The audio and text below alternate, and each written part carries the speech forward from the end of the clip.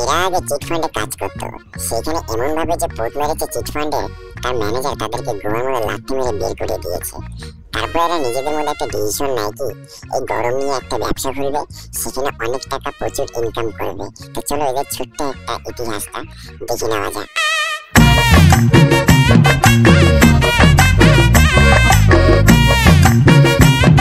নমস্কার স্যার, আমরা গরম জীবন বীমা থেকে এসেছি। গরম জীবন বীমা মানে? গরম জীবন বীমা মানে জানিস না? কেন, তুই জানিস নাকি? হ্যাঁ আমি জানি তো। কি বলতো? দেখ, গরম জীবন বীমা মানে হচ্ছে এক প্রকারের ধন সম্পত্তি। কিভাবে?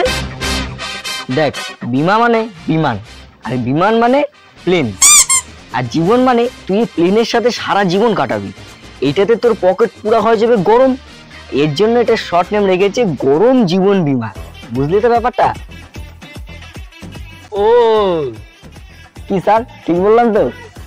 না না, এইসব কিছু না। বুকাচুদা।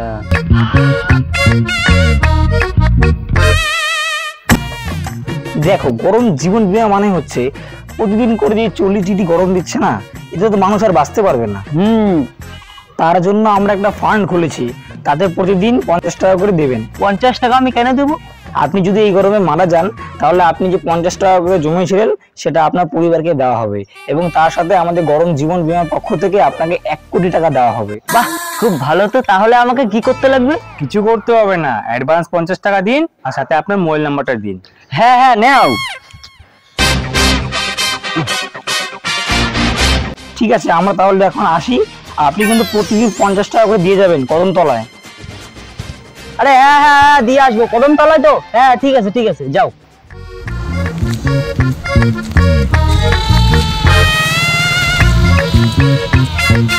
নমস্কার স্যার, আমরা গরম জীবন বীমা থেকে এসেছিলাম। কি বাল ছিড়তে? না, কিছু ছিঁড়তে আসেনি, আসলে ব্যাপারটা হচ্ছে কি,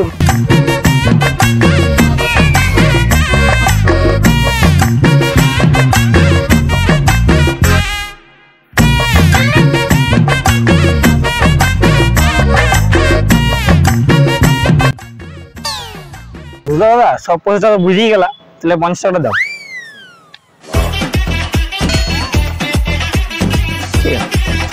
ঠিক আছে, আসি দাদা। হ্যাঁ দা, শোন শোন শোন। বল বাবুল, ডাক দিলি?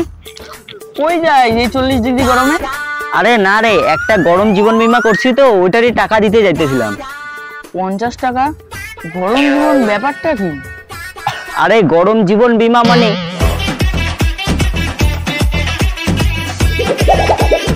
বুঝলি তো ব্যাপারটা? ঠিক আছে দিনেশ দা, তোর কি মাথা নষ্ট হয়ে গেছে নাকি? কেন? তোর কি কেউ বলছে নাকি তুই এই গরমে মারা যাবি? না, কেউ তো বলে নাই। তাহলে তুই কি পাকামি মেরে 50 টাকা করে জমা দিচ্ছিস? তুই মরবি, তারপরেই না তোকে 1 কোটি টাকাটা দিবে। তুই যদি এই গরমে নাই মরিস, তাহলে তো তুই আর 1 কোটি টাকাটা পাবি না, সাথে 50 টাকা জমানি গুলাও কিন্তু কোনোদিন পাবি না।